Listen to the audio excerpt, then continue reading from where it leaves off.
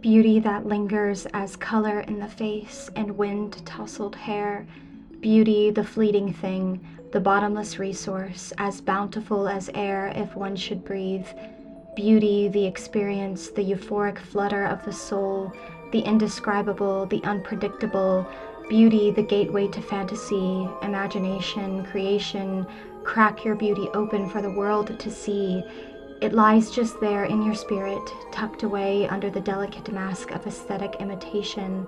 Let your beauty affect, let it stain, let it rage, let it linger.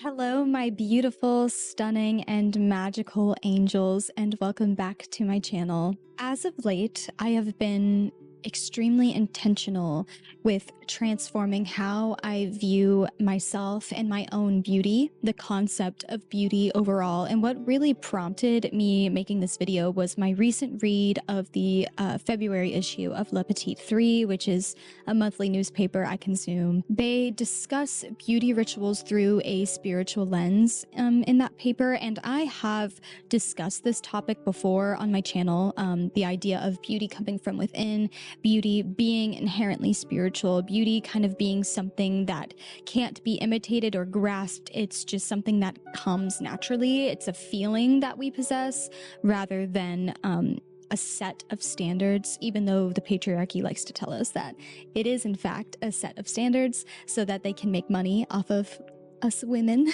And my audience is primarily female. I believe my YouTube analytics is something like 95% of my audience is female, so I feel like I should speak on this subject for all of the women watching me, and maybe you can relate to this, have some sense of solidarity, or feel inspired by the end of this video. I have seen really major progress in the healing of my self-image and in the acceptance of what makes me beautiful and my natural features. And when I have discussed this subject in the past, a lot of commenters or watchers have tried to discredit me or disqualify me from speaking on the subject of inner beauty because of whatever reason, of me getting lip filler in the past. And for some reason, we have rejected women as a society who have dealt with the patriarchy in their own way, whether that be cosmetically enhancing themselves. And I think, if anything, those women, including myself, have a right to speak on the subject of the pressure of beauty standards and where we derive our confidence from. I think, if anything, I 100% have a perspective to share, and how I have changed over the years and where I derive my confidence and where I feel beautiful, what makes me feel beautiful. It used to be very different and now it's morphed into something that I'm quite proud of. Now, I'm nowhere near where I want to be.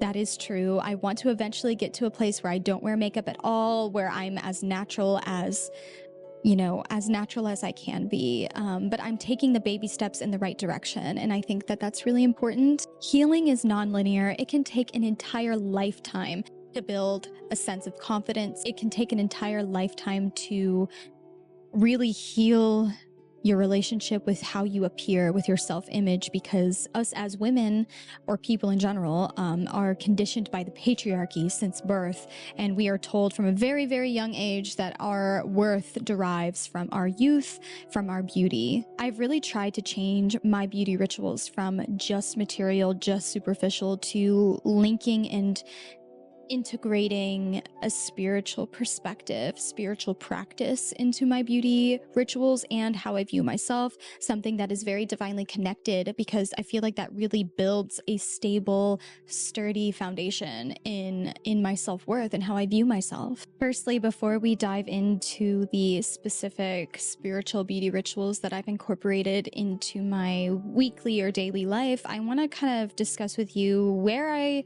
started, per se, or where I was before in how I viewed myself and where I am today. If you have followed me for any amount of time, you would know that I am no stranger to lip filler. The first time I got lip filler was, I believe, in 2019, so about 6 years ago. And there was a time where I had a bit of a blindness to my lip filler and how much I was getting. I can admit that. I can admit that at that time of my life, also, I was deeply, deeply depressed. Like, I not just lacked confidence, but how my life was unfolding and the people in my life, my job, where I lived, how I viewed myself, how I was taking care of myself. It was so out of balance, and it was very concerning for the people that loved me around me were kind of worried about me at the time. I was also chain smoking cigarettes at the time.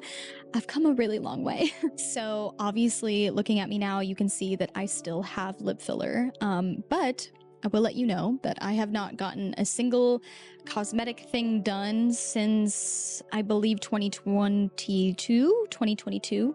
I haven't gotten anything dissolved either. I've just kind of been letting it run its natural course, and I really, really like where I'm at, actually, with my lip filler. I don't think it's too much. I don't think it's too little. I think it's just right, as Goldilocks once said. And I say all that to say I don't regret getting lip filler. I don't think there's anything wrong with getting lip filler or Botox. It was how I was dealing with my own pain at the time, trying to make myself feel more worthy of something, to feel better, to look in the mirror and not just completely hate what I saw, because I hated how I was living. I hated how I spoke to myself.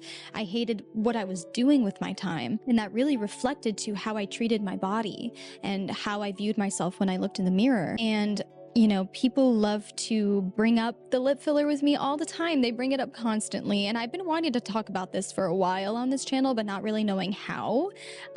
So this is me just being like so real and so honest with you guys. I don't have plans to dissolve the lip filler that I have. So I'm just letting things run their natural course, but I don't get cosmetic things done anymore. For all the people who like to point the finger and be like, you can't speak on inner beauty, look at you, going to the med spa. No, I actually don't do that anymore. And also it saves me money, which is good. But I've been really loving certain aspects of my natural state, and I really want to get to a place where I am completely not even worried at all about how I look, but I'm definitely made a lot of progress. And I used to like not leave the house without makeup or like a full beat. I used to go to such lengths to make sure my hair looked perfect all the time, like spending hours in the bathroom straightening and blow drying. And especially me, I have a lot of hair, so it would take me just like hours out of my day. And then one day I kind of just looked at myself and was like, what am I doing? And I don't know if this is a product of getting older or what, but it felt like a waste of time. All of a sudden, it felt like a waste of time. And I don't know if it's because I'm further along on my spiritual journey, my healing journey, or I just want to spend my time differently now. I don't want to pour so much of my energy and my time into looking a certain way. And I also want to say, people who say, oh, you fit the beauty standard, you can't really speak on this subject. Beauty is always subjective and is in the eye of the beholder, but just because to you somebody might seem like they fit the beauty standard, it doesn't mean they don't still struggle. Everybody struggles. Every woman, no matter how they look, struggles with how they are perceived by the world, because we are so taught to view ourselves from outside of ourselves, to view ourselves from the perspective of other people. I really want all of us, myself included, to shift our perspective from how do they view me to how does the universe view me? How does the divine view me? How do I view myself? Do I feel good? It should be about feeling good. And me being in the bathroom 3 hours after I washed my hair and under the hot blow dryer doesn't really feel good. So I'm not doing it anymore. And also, like, before everybody twists my words, I'm not saying there's anything wrong with any of these things. There's nothing wrong with a full face of makeup. There's nothing wrong with straightening your hair. There's nothing wrong with it. This is just where I'm at with how I take care of myself and how I've viewed things as of late. So I've been wearing my hair natural a lot recently, just sleeping in braids and calling it a day. If my hair is frizzy, I don't freak out the way that I used to. I don't care. I just like simply don't care anymore. Imagine if you woke up every day and just didn't care. It feels really good to not care so much. So yes, I still wear makeup, but I've pulled back a lot. I used to shave my eyebrows off because I didn't like my eyebrow shape for a long time. And now looking back, I'm like, my natural eyebrows are so much better. And I feel like once I've started embracing more and more of my natural features, I realize just how beautiful they are. And looking back at old photos of myself, not to be mean to my past self, but I'm like, why did I think that looked better? Clearly, my natural features suit me so much better. So yeah, I still wear makeup, but I have grown out my eyebrows, if you can tell, and I do fill them in just like a little bit in the front here, but this is mostly my natural eyebrow. I don't wear fake lashes anymore. I used to wear fake lashes constantly. And truth be told, the thing that I'm still working on healing the most is my diet and nourishing myself with the right foods that will make me feel more beautiful. I have a long way to go there. Not my best habit. Eating clean is not my best habit, but I am trying, and I think the beauty as well is in the effort. And, you know, I used to beat myself up a lot over various things like my smile lines and my little lines around my eyes whenever I would express myself. And I would freak out if I like took a photo of myself smiling and there was like lines around my eyes. And I'm like, that's just so human, though. That is humanity. We are human beings. We should freely express and laugh and smile and not be ashamed of how that might be perceived by others. Okay, I'm taking my hair down because it's bothering me. That's better. Look at these cute little hair charms. I can't wait to talk about these with you guys. My friend literally bought these in bulk and like gave me a bunch, and I've just been going crazy with them. And of course I use them for magical purposes as well. This is like some little rose quartz.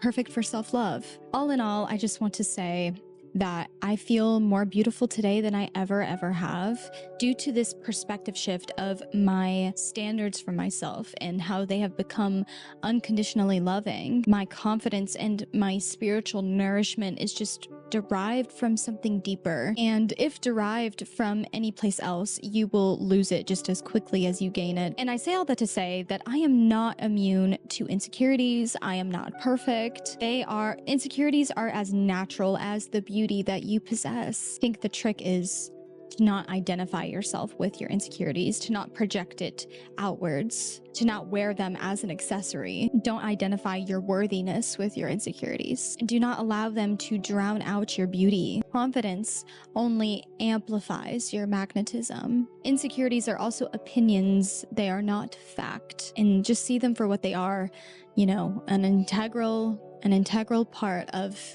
human nature. And I know it can be so tiresome to hear this, and maybe everything in this video you've already heard before. The sentiment still rings true, and that is that there is nobody like you. You are divinely unique. You are gifted a certain set of divine standards from the gods, from the universe itself. Your beauty is unique to you. It cannot be imitated. Embrace what makes you different. And a good example that I like to think of lately is, this has been kind of a trend, especially in Hollywood. And me living in LA, oh my gosh, the propaganda for cosmetic up-leveling is everywhere. So honestly, denying that and embracing your natural features is a bit radical, even though it shouldn't be. It should be the norm. But it also gives me a sense of a different type of confidence, a sense of strength to embrace what makes me natural and to give like a big fu to the patriarchy and the standards that they hold for women. But what I was saying was, I think of veneers and how popular those are in Hollywood, and how almost everyone agrees that veneers are uncanny and kind of strange and cannot mimic the beauty of a natural smile, of your natural teeth. You just have a special mark to you, and it would be a shame to cover it up, to erase it. And the older I've gotten as well, I learned to appreciate the fact that, and this has been a really helpful perspective as well, that I look like my ancestors. I am a combination of all of the women before me. And do I really want to reject their beauty by rejecting my own? I am the embodiment of all of the beauty the women before me have carried and passed down into one rare creature that had 1,000,000,001 chance of sitting here and talking to you right now. And even beyond beauty rituals, even beyond, embracing your natural features and all of that, a lot of my confidence is derived from my skill set, from my talents, from my ability to make people laugh, from my ability to make people feel warm and welcomed into my energy. I feel like that is true beauty, is making other people, or being viewed as beautiful by other people, is how you make them feel, really, rather than how you look. And I think that is a more lasting impression. So, like, working on your kindness, your warmth, your empathy. And I hope to get older and earn my smile lines and earn my laugh lines and even my frown lines, and have them just be relics of the emotions I've felt and expressed throughout my life, a reflection of my experiences. And the older I get, the more excited I am to get older, because there's a wisdom there. And the more I hone my craft as I get older, with time too. Time can be a gift. A lot of women are really afraid of time, and time is a gift because it brings you knowledge, wisdom, experience. So now that I have yapped quite a bit about my journey with how I view myself and everything like that, I hope it brought you some different perspective and shed some light on kind of where I'm at. And I'm very aware of the internet and how I've been treated over the years due to my beauty. I feel like it is my biggest, it's the thing that's helped me a lot in life, but it's also been the thing that has been used as a weapon against me. And it's so interesting to watch unfold. And, I hope that just because I look a certain way, or I've made mistakes or choices in the past with how I present myself, I hope that that doesn't, in your mind, eradicate or disable my perspective or my wisdom. So enough yapping. I would love to go ahead and dive right into the rituals, the beautiful rituals that I have incorporated with my own spirituality. And some of these are from the newspaper La Petite Three, and some of these are my very own. And a lot of these I've just been doing for years anyway. So I'm excited to share with you. The first ritual that I have been doing for quite a long time, and I think has really helped my mental state when it comes to viewing beauty a certain way and infusing my spirituality into the material and enchanting things with magic and with specific intentions. This could be for anything. I like to use it for anything material. So jewelry is a really great one that I like to do. Makeup, your hairbrush, body wash, perfume, any type of face product, and lately I've been using hair jewels as well. And with these, you can put them on your altar or a sacred space that you go to find beauty, to find divine inspiration. Or you could charge these things under the sun or moon, on a bed of roses, a bed of flowers, a bed of grass, specific herbs that you like. You can charge them with moon water if the jewelry allows, or if the product allows. And I like to say things to my material items like, you make me feel beautiful, you make me feel divine, you make me radiant, you make me the best version of myself. And I feel that this intention setting really does do the trick with embodying your most beautiful self. I'm a huge believer that everything holds energy, and that the power of speaking aloud, of spoken word, is one of the purest forms of magic that we hold as human beings.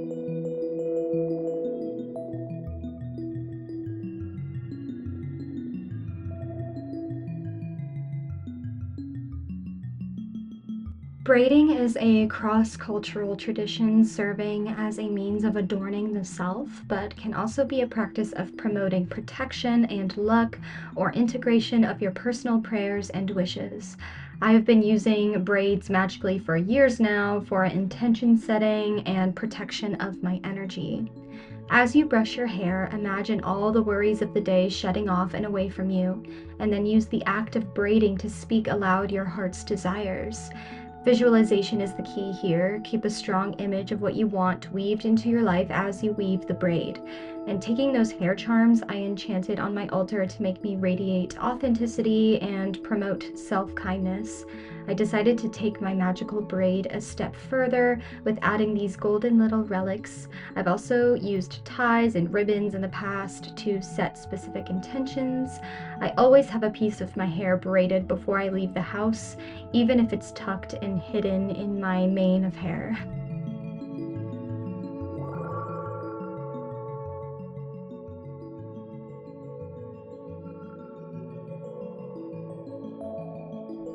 As a beautiful flower cannot bloom to its full potential without equal parts light and dark, neither can you.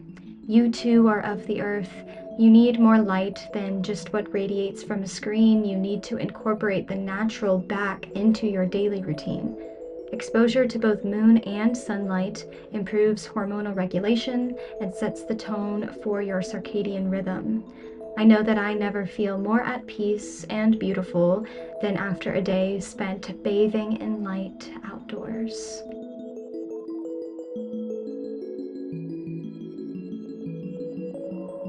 Beauty is a lifestyle, and one can seek it out intentionally. Surround yourself with beauty, and it shall grace you with its mark. Tap into the senses through ritual. Eat and enjoy your food with intention. Feel as it nourishes your body. Feel the softness of your hair. Stop for a moment to admire your features in the mirror. Look into your own eyes and find wisdom there. Put on your best dress and most expensive perfume on average days. Speak to yourself as if you're a dear friend. Watch beautiful films, beautiful sets, beautiful costumes, poetic dialogue, things that you know will inspire you. Listen to music that makes you feel alive and sing along unapologetically. When you're walking down the street and see a hummingbird resting amongst the flowers, or hear the sound of friends laughing, or if the weather is just right, stop for a moment and be present in that beauty. It'll keep your heart beating. Drink it all in as if it is a lifeline. Thank you guys so much for watching this video and spending some time with me today. I hope you are walking away from this video feeling a little more comforted, a little more inspired to be radical today and embrace one of your natural features. And you can embrace one thing at a time. You can integrate love for yourself in little baby steps.